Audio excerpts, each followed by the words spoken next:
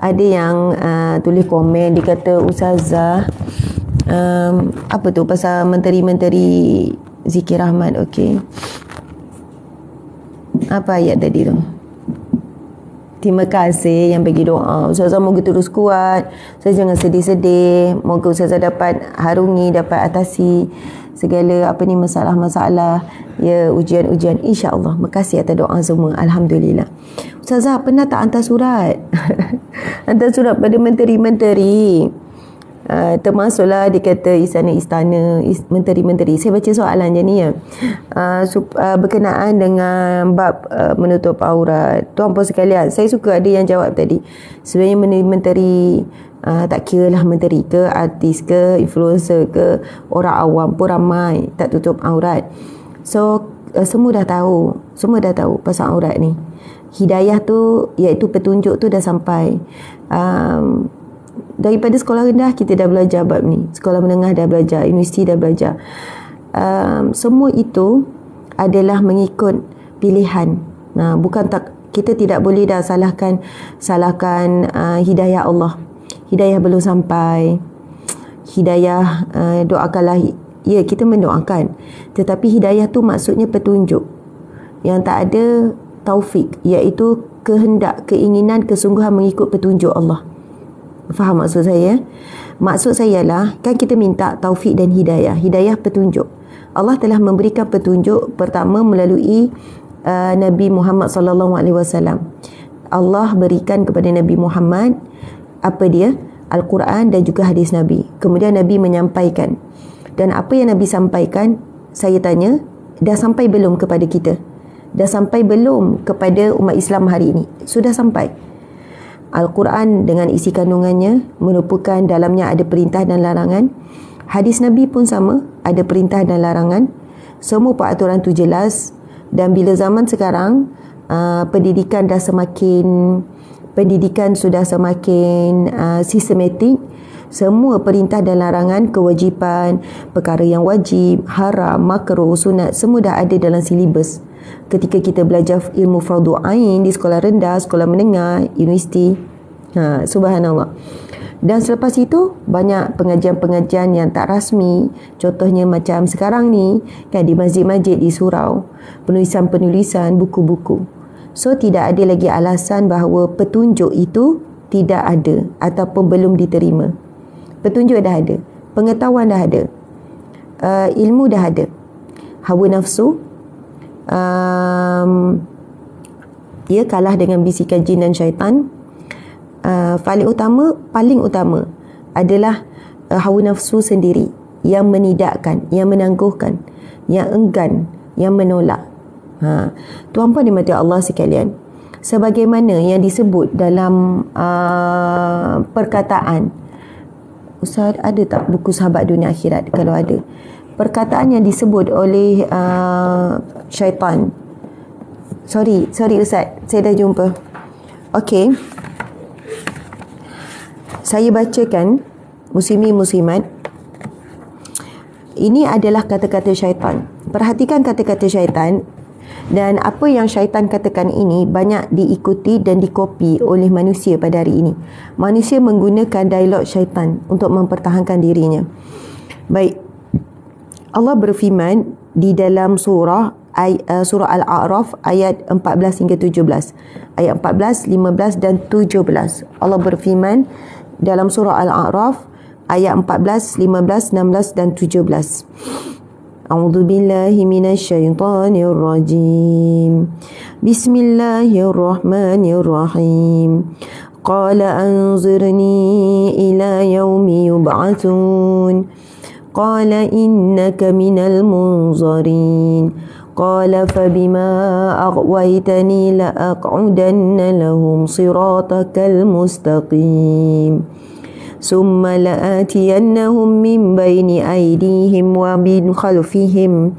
ومن خلفهم وعن أيمانهم وعن شمائلهم ولا تجد أكثرهم شاكرين. Sadaqallahul Azim. Yang bermaksud, dengarkan baik-baik apa yang syaitan sebutkan. Iblis berkata, berilah tempoh kepadaku hingga hari mereka dibangkitkan, iaitu hari kiamat. Iblis minta dengan Allah supaya diberi tempoh, dipanjangkan umurnya sampai hari kebangkitan, iaitu sampai hari kiamat. Hingga hari mereka dibangkitkan, iaitu hari kiamat. Dipanjangkan umur. Kita tahu iblis ni adalah daripada kalangan jin. Malaikat diciptakan daripada cahaya. Jin diciptakan daripada api. Di kalangan jin ada yang Islam, ada yang kafir. Ada yang beriman, bertakwa, ada jin yang soleh. Manakala ada jin yang engkar kepada Allah, itulah dia syaitan, iblis. Syaitan dan juga iblis itu jin kafir ataupun jin yang engkar kepada perintah Allah. Samalah halnya dengan manusia. Manusia ada beriman, soleh, ada manusia yang bertakwa.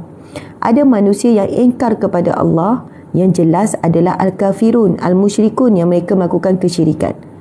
Kemudian golongan orang Islam tapi berkekalan dalam maksiat, itu namanya al-fasiqun, iaitu orang-orang fasik. Dan ada juga al-munafik, orang munafik. Jadi bagi orang yang belum mentaati perintah Allah, dia fasik. Dia masih melakukan kemungkaran. Dia berkekalan. Kalaulah contoh, sebab yang tanya soalan pasal aurat tadi, daripada pagi sampai petang dia keluar pada rumah dalam keadaan tidak menutup aurat, dia dalam keadaan berterusan melakukan dosa yang besar. Kalau dia meninggal dalam keadaan dia belum sempat tutup aurat, na'udzubillah, dia meninggal dalam keadaan dia fasik. Kita nak kita mati dan meninggal kita mati dalam keadaan beriman. Al-mu'minun, al-muslimun, orang-orang muslim. Tuan-puan sekalian, apa maksud al-muslim ataupun muslim? Muslim maksudnya orang yang menyerah diri. Kalau kita sebut muslim, asal perkataan daripada salama, salam. Salam, sejahtera. Muslim, orang yang sejahtera. Subhanallah. Apa maksud orang yang sejahtera? Muslim, orang yang sejahtera, orang yang selamat daripada kemurkaan Allah. Bila sebut Islam, Islam agama sejahtera, sebab Islam itu asal daripada perkataan salama tadi tu, sejahtera tu kan, salamun, kesejahteraan. Allah berfirman, salamun alaikum bima sabartum, kesejahteraan ke atas kamu disebabkan sabar kamu. Kerana kamu sabar, maka kamu diberikan kesejahteraan. Kamu diberikan kesejahteraan di dunia, kesejahteraan di akhirat. Dan ayat itu yang saya bacakan tentang salamun, salamun alaikum bima sabartum, kesejahteraan buat kamu kerana sabar kamu. Ini adalah salam yang akan diberikan kepada penghuni syurga yang masuk ke dalam syurga. Lalu para malaikat berdiri di setiap pintu, di setiap penjuru, menyambut kehadiran orang-orang yang sabar. Lalu orang-orang yang sabar ni pun bila masuk, terus disambut dengan kalimah salamun alaikum bima sabartum, salam sejahtera ke atas kamu disebabkan sabar kamu di dunia dahulu. Lalu orang-orang sabar disambut dengan salam ini. Tuan-puan sekalian, salam, salamun, kesejahteraan. Islam, salamun, sejahtera. Islam, kesejahteraan. Muslim, semua tu ada kaitan belaka. Muslim adalah orang yang sejahtera, orang yang selamat, sejahtera daripada kemurkaan Allah. Bila dapat kemurkaan Allah? Apabila melanggar perintah Allah. Allah perintahkan sekian, dia langgar.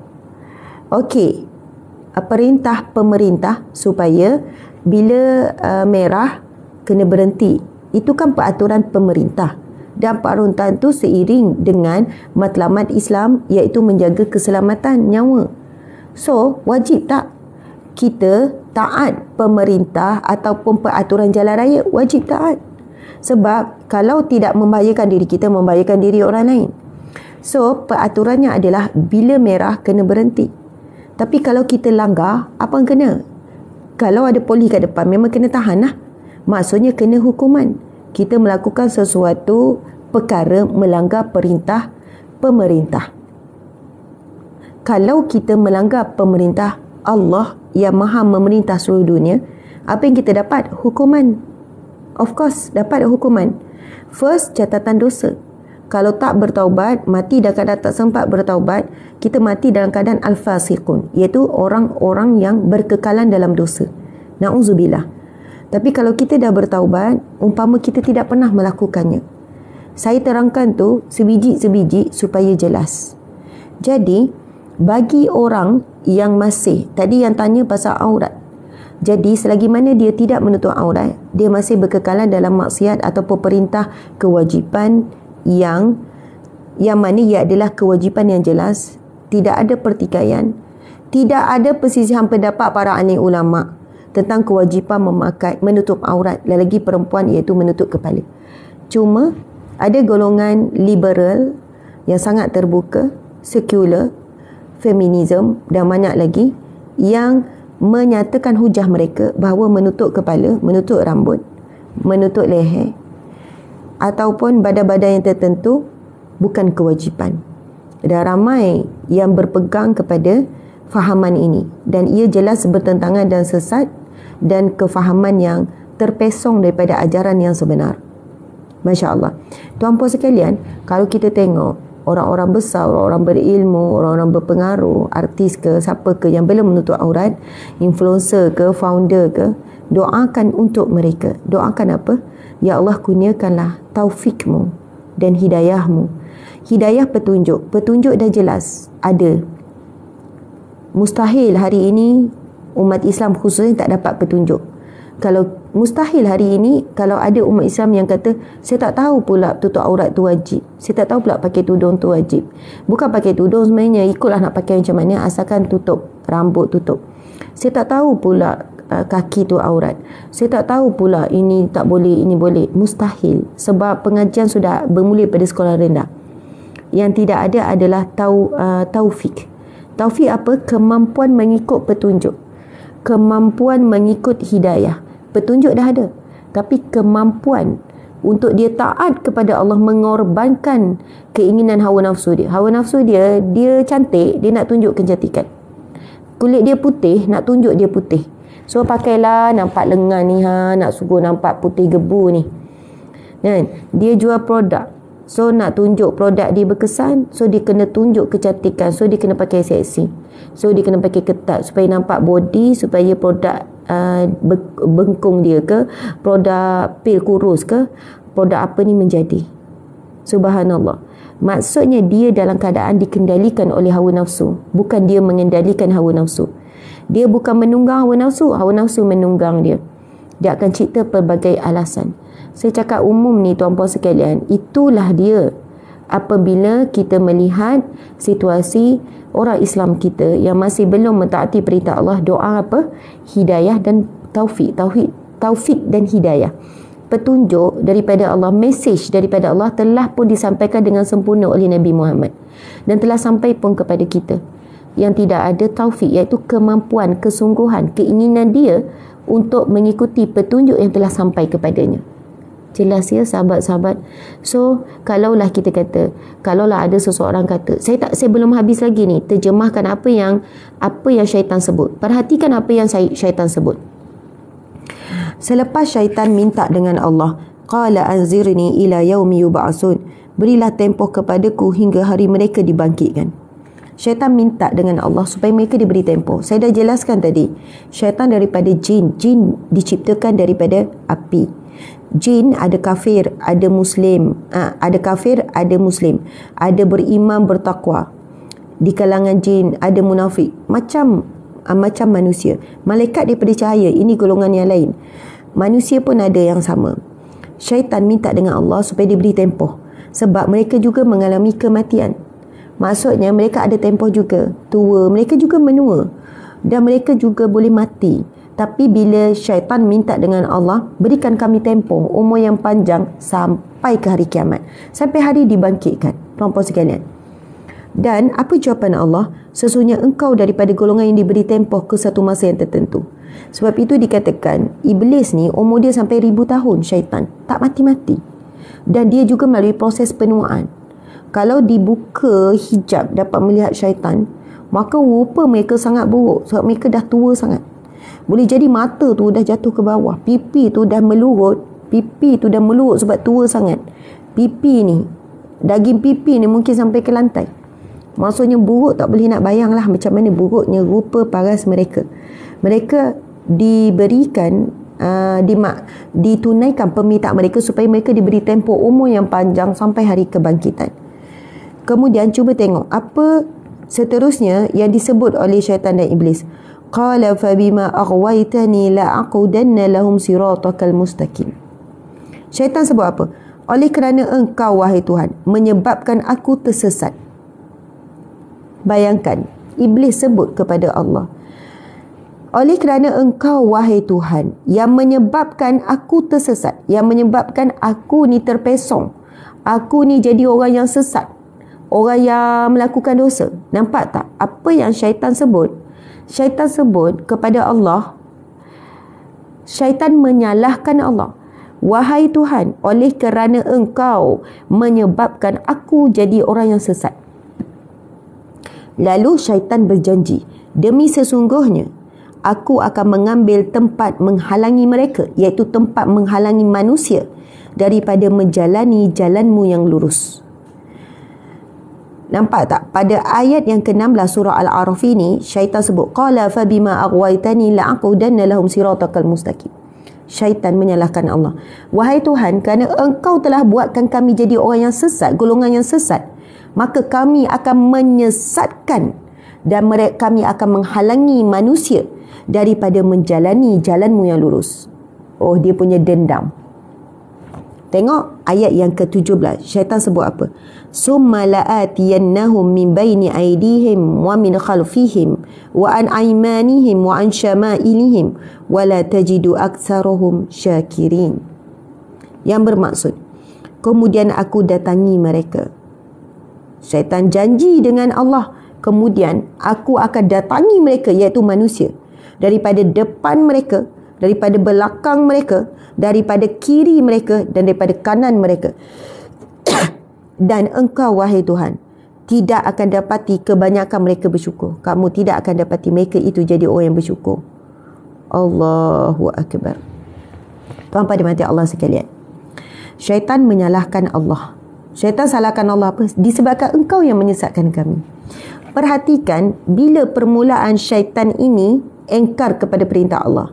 Apabila Allah perintahkan, wa idh qala rabbuka lil malaikati inni ja'ilun fil ardi khalifah qalu ataj'alu fiha man yufsidu fiha wa yasfiku ad-dima wa nahnu nusabbihu bihamdika wa nuqaddisu lak. Subhanallah. Muslimin muslimat, ini permulaan. Allah perintahkan dulu para malaikat, kemudian Allah perintahkan jin. Apa maksud ayat yang saya baru bacakan tadi? Itu firman Allah. Wa idh qala rabbuka, dan apabila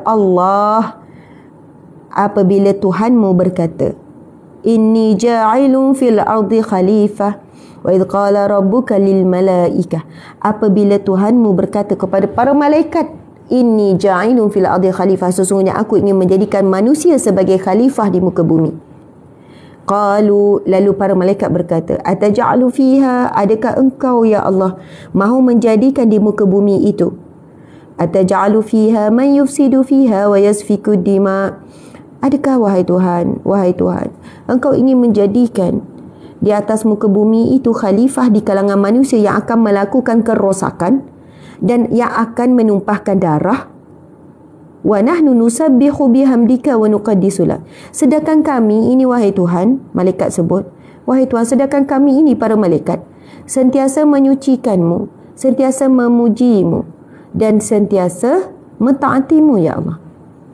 Lalu Allah memberi jawapan kepada malaikat, sesungguhnya aku mengajarkan manusia apa yang kamu tidak ketahui. Maksudnya Allah sebut tentang kelebihan manusia, Allah berikan ilmu pengetahuan yang tidak diberikan kepada para malaikat. Cukuplah dengan itu. Sesungguhnya kelebihan ilmu yang Allah berikan kepada manusia telah membezakan kedudukan manusia ini lebih layak untuk menjadi khalifah, untuk mentadbir bumi daripada malaikat.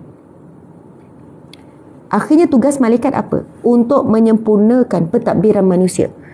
Ada malaikat tugas untuk turunkan hujan, ada yang untuk mengawal angin, ada untuk menurunkan rezeki, ada yang untuk keselamatan, ada untuk pertolongan kepada hamba-hamba Allah. Rupanya malaikat tugas dia adalah untuk mempermudahkan ataupun melaksanakan perintah demi perintah Allah ke atas manusia. Masya Allah. Tuan-tuan dan puan-puan sekalian, akhirnya malaikat taat kepada perintah Allah. Malaikat Allah perintahkan supaya sujud, bukan sembah. Perbuatan sujud sebagai perbuatan tanda hormat kepada Nabi Adam, malaikat ikut. Tapi apabila Allah perintahkan kepada jin dengan sombong, sesungguhnya aku diciptakan daripada api dan manusia itu diciptakan daripada tanah. Sesungguhnya aku lebih baik daripada manusia. Dari sudut penciptaan pun unsur api bagi dia lebih kuat, lebih power berbanding tanah. Tuan-puan dimati Allah sekalian, api boleh bakar tanah tak? Tak boleh. Sampai bila api tak boleh bakar tanah? Api tak boleh nak bakar tanah, kecuali kalau letak minyak tanah baru boleh terbakar, ataupun letak daun kering atas tanah baru terbakar. Tapi habis daun kering, habis barang-barang tu, habis benda-benda yang nak dibakar, dia akan terhenti. Tanah tu tak boleh dibakar oleh api. Tapi api boleh dipadam tak dengan tanah? Boleh sangat. Api ambil tanah, mati dia. Subhanallah. Tuan-puan, tapi nampak api tu lebih berkuasa, lebih hebat. Api tu sekian-sekian nampak hebat. Tanah pula duduk kat bawah. Warna pula tak macam warna api kemerahan, nampak gah. Tanah pula warna hitam, warna coklat. Lepas tu dipijak-pijak. Tanah nampak macam lemah. Tanah nampak kotor, busuk. Api pula berbeza, semua orang takut, orang lari. Allahu Akbar. Tuan-puan sekalian, akhirnya Iblis engkar. Padahal untuk engkar perintah Allah tu, Iblis dah tengok nikmat syurga. Iblis juga dah tengok neraka. So, Iblis di kalangan jin. Iblis ni di kalangan jin, yang mana telah diciptakan sebelum penciptaan manusia. Dan kita tahu perbualan ini berlaku, maksud perintah Allah ni berlaku ketika para malaikat dan para jin ni bersama dengan Allah. Maksudnya syaitan ni kan di kalangan jin.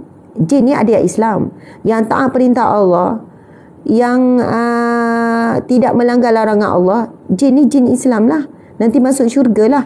Tapi jin kafir ni yang enggan. Dah lah dia tak nak ikut perintah Allah. Allah suruh perintahkan supaya sujud adalah perintah Allah sekian-sekian. Dia tak nak. Dah lah itu pilihan dia. Dalam keadaan dia dah tengok azab api neraka tu macam mana, syurga tu macam mana. Dia dah tengok depan mata. Bukan tak tengok. Tuan-puan sekalian, kita ni tak pernah tengok. Nak kata betapa sombongnya jin di kalangan syaitan. Nak sebut jin sebab jin ada jin Islam, jin kafir, iaitu syaitan dan iblis ni. Betapa sombongnya dia, walaupun dia dah nampak semua tu, perintah Allah tu yang jelas-jelas tu dia langgar. Dah lah dia langgar perintah Allah, dia tak nak buat apa yang Allah perintahkan, dia salahkan Allah. Macam ayat yang kita baru baca, surah Al-A'raf ayat 16 ni.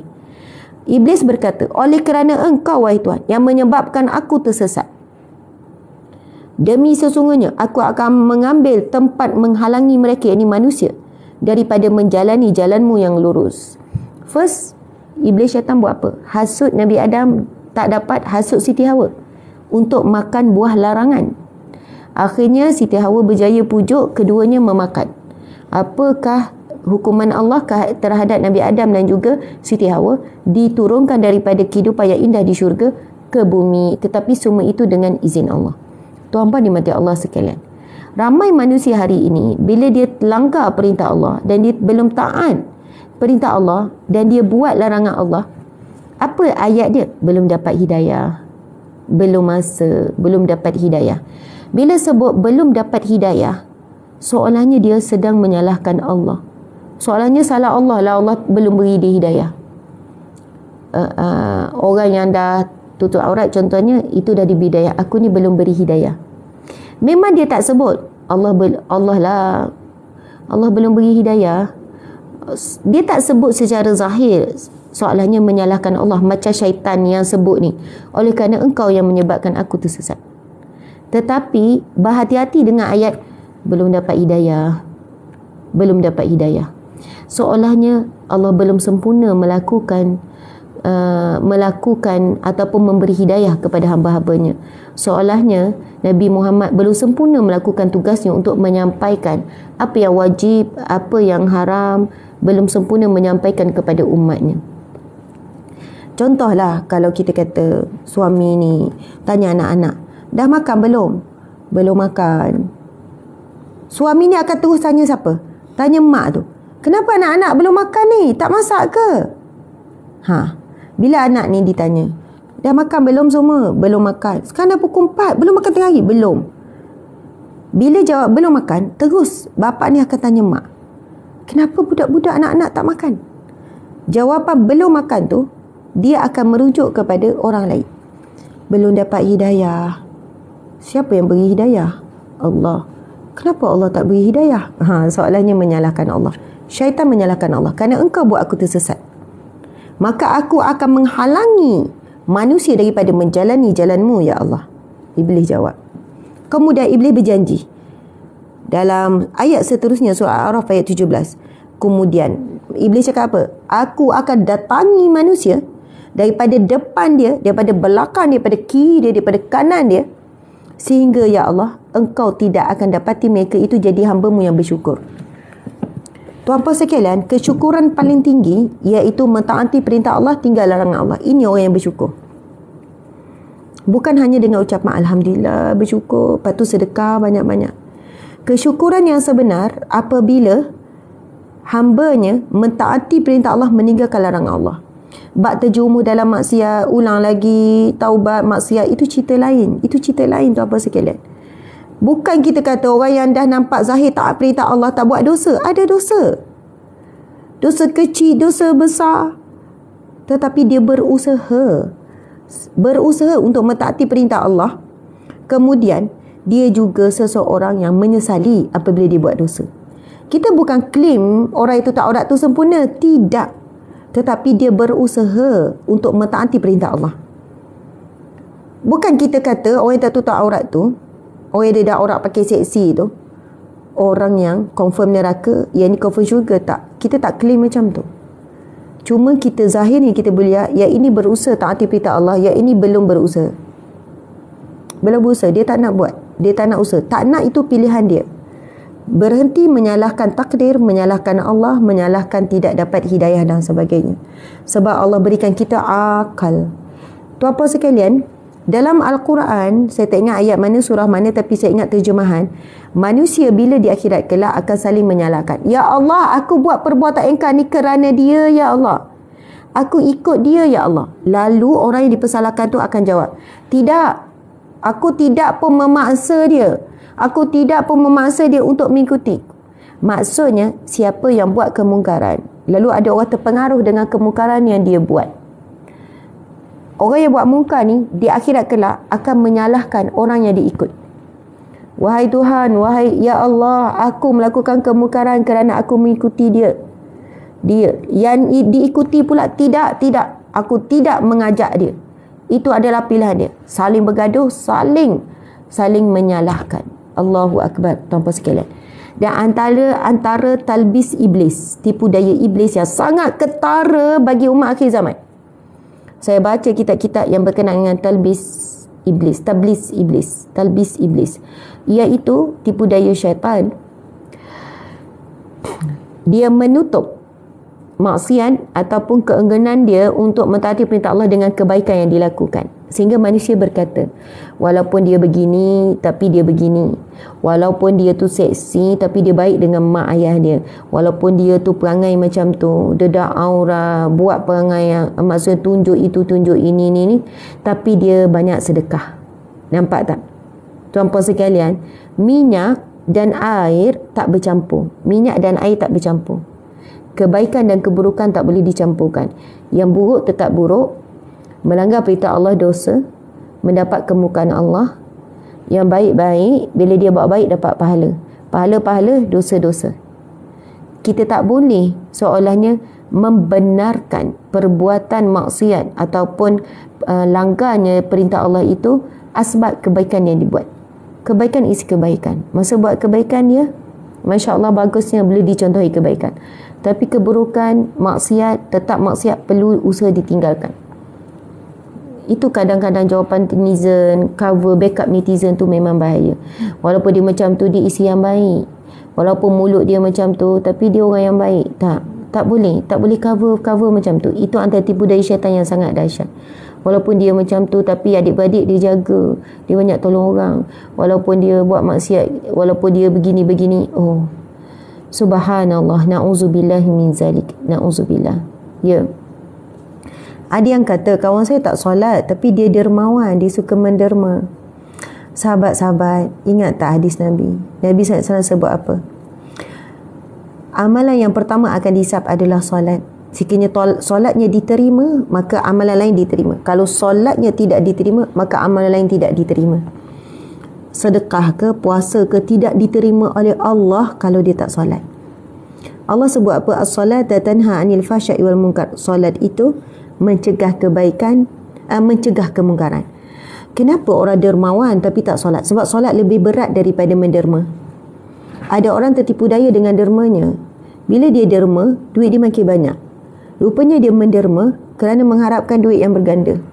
Dia derma sebab dia nampak selagi dia menderma, bisnes dia akan maju. Akhirnya dia buat derma itu juga bukan kerana Allah.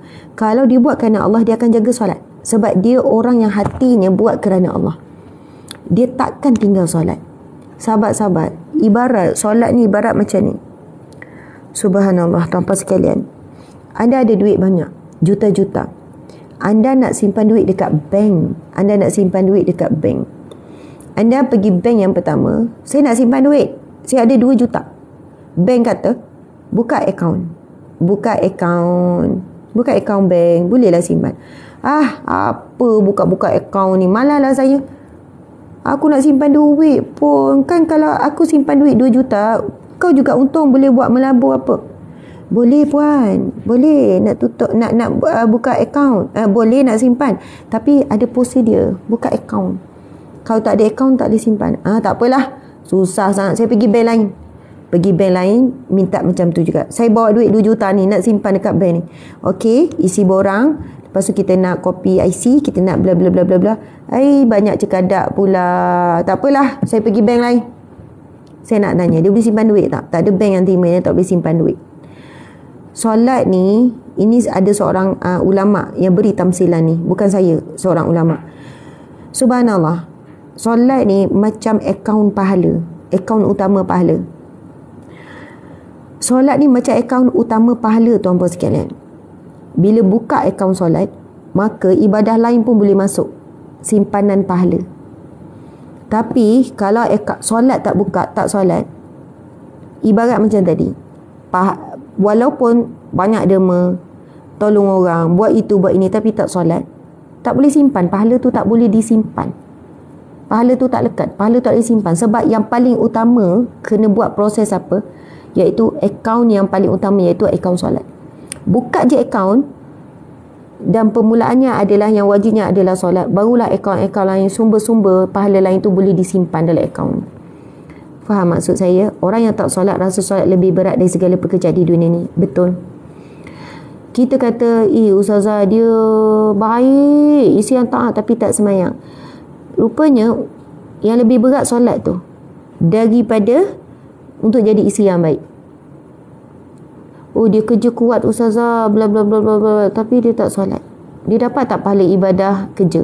Dia bagus kerja ustazah, efisien apa semua, tapi tak solat. Tak dapat pahala. Tak dapat. Okey. Tapi kita bukan nak sebut, kita nak menghakimi, betul Allah saja yang boleh menghakimi.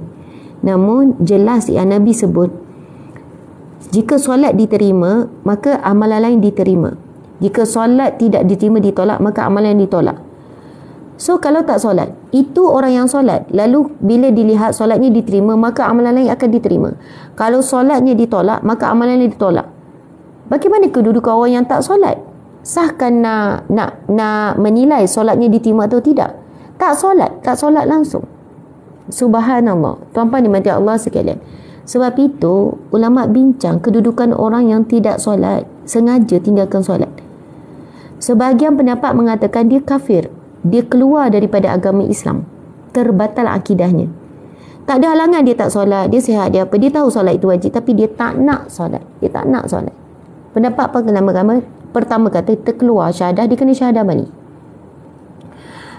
Pendapat kedua kata dia tidak terbatal akidah, tak terbatal syahadah dia, selagi mana dia tidak mengingkari kewajipan solat. Dia tak semayang. Lepas tu kita tanya, kenapa tak semayang? Alah, malas. Aku tahu semayang, nantilah aku belum dapat hidayah, nanti aku dapat hidayah aku semayang lah. Engkau tahu kan solat tu wajib? Aku tahu. Habis tu aku tahu wajib, kau percaya tak wajib? Aku percaya, aku tahu solat tu wajib. Maksudnya tak, dia tidak mengingkari. Tapi kalau ada yang cakap solat tu tak wajib, solat tu cukup dengan hati je, solat tu tujuannya nak jadikan kita baik, kalau kita dah baik tak perlu solat dah. Orang yang mengingkari ini yang ijma' ulama kata terbatal bersungguh akidah dia, dia dah kira murtad dan dia kena syahadah balik, kena ucap syahadah balik dan kena bertaubat dengan apa yang dikatakan, sebab dia mengingkari kewajipan. Sampai peringkat tu hadis Nabi sebut apa? Al-farqu bainal kufri wal iman as-salah.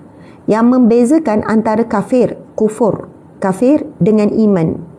Maksudnya yang membezakan seseorang itu, dia sedang mensyirikkan Allah ataupun kafir, dengan dia sedang beriman kepada Allah, yakin dengan Allah.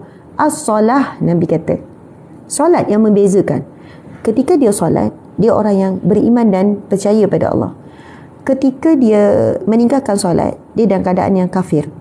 Tapi sebagai ulama kata kafir di sini bukan terus menjadi murtad. Sebagai ulama kata inilah dalil yang mengatakan bahawa seseorang itu boleh jadi murtad kerana dia tak semayang. Subhanallah, sebab itu ada hukum hudud, kemudian ada hukum ta'zir kepada orang yang tak solat. Tapi sekarang ni tak ada hukuman apa-apa. Tahu orang tu tak semayang apa semua, tapi tak adalah hukuman kena tangkap. Macam kena tangkap orang judi, orang minum arak, orang berkhalwat, orang bersekedudukan, kan kena tangkap. Bayangkan hari ni kalau orang tak solat kena tangkap. Bayangkan, orang tak semayang kena tangkap. Penuh tak penjara? Penuh lah. Tapi ada zaman-zaman tertentu orang yang tak solat memang ditangkap dan dijatuhkan hukuman ta'zir, hukuman di mahkamah ataupun hukuman hudud. Masya Allah. Ya, kedudukan solat paling utama, maksudnya jauh lebih tinggi, maksudnya beratnya bukan jauh, lebih tinggi keberatan solat itu melebihi daripada puasa. Sahabat-sahabat, kita macam mana down, macam mana malas, macam mana rasa macam, Ustazah, saya macam tak ada perasaan nak semayang sebab saya stres sangat. Saya macam sekali-sekala saya nak rasa apa perasaan sengaja tak semayang. Keadaan hati saya kosong. Saya sebut kosong ke, down ke, marah ke, macam mana pun, pergilah ambil wuduk, semayanglah walaupun laju. Jangan tinggal semayang. Tak ada perasaan macam mana pun, tinggal 10 minit lagi nak habis waktu solat. Saya saja je, saya rasa macam nak memberontak. Saya rasa macam entahlah, saya tak ada perasaan. Saya tahu saya marah siapa. Saya marah pada Allah ke, saya marah pada orang tu ke, saya kecewa. Saya tak ada perasaan nak buat apa-apa. Saya tak makan, saya tak ni, saya tak mandi, saya tak ni. Semayang pun, saya kata semayang, tetap semayang. Pergi je ambil wuduk, semayanglah. Dah saya semayang kosong saja, tak rasa apa-apa. Memang hati saya kosong. Semayang pun saya rasa macam tak ada feel apa-apa, kosong. Entah apa saya baca, tak tahu saya bagi salam. Saya kata it's okay, tak apa. Yang penting semayang juga. Yang penting semayang. Jangan guna ayat daripada rasa kosong baik tak semayang. Dan jangan sekali-kali sebut kau ni semayang tapi tak tutup aurat baik tak semayang. No. Kelebihan dan fadilat semayang ni, kewajipan solat ini lebih berat daripada kewajipan tutup aurat tu. InsyaAllah orang yang solat akhirnya dia akan tutup aurat. Kau ni mulut macam ni baik tak payah semayang. Kami lah pergi masjid, tapi mulut puaka contoh. Kau ni gini-gini. Tak, solat tidak boleh digugurkan dengan apa sebab. Jangan dikaitkan dengan apa sebab supaya lebih baik kau tak semayang. Tak. Sebab Allah dah berjanji, as-salata tanha 'anil fahsya'i wal munkar. Solat akan menghalang dan mencegah kamu daripada kemungkaran dan juga keburukan. So insya-Allah, selagi mana dia solat, walaupun teruk macam manalah zahirnya. Dan kita bukan kata kita yang zahir nampak bagus ni kita baik. Tak, kita nak cakap zahir nampak dia engkar perintah Allah dengan jelas. Dengan dia minum araknya, dia main judi, tapi dia solat. So mudah-mudahan nanti kalau dia tetap istiqamah, satu hari dia akan tinggalkan perbuatan maksiat tu. Dia akan tinggalkan sebagaimana dia solat.